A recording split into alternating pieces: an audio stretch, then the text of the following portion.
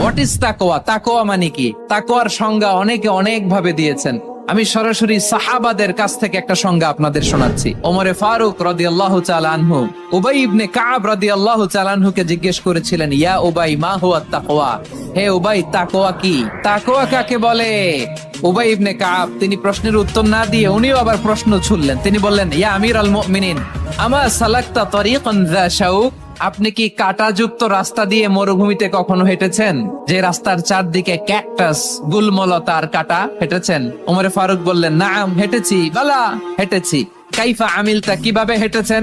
ওমরে ফারুক বললেন, শাম্মারতু ওয়াজতাহাতু, আমি আমার জামা, জুব্বা আর চাদর আঁটো করে গায়ের সাথে এমন ভাবে মিলিয়ে রেখেছি, এমন সাবধানে হেঁটেছি যাতে করে মরুভূমির ক্যাকটাসের গুলমলতার কাঁটা আমার গায়ে বিঁধে না যায়। উবাই ইবনে কাব বললেন, ফাযালিকা হুয়া তাকওয়া। আরে তাহলে আপনি তো ঠিকই জানেন তাকওয়া মানে কি। এটাই তো তাকওয়া। ওই রাস্তা দিয়ে যেভাবে হেঁটেছেন, পুরো দুনিয়ার জিন্দেগিটা এইভাবে সাবধানে চলার নামই হচ্ছে তাকওয়া। চিল্লায় বলো ঠিক কিনা?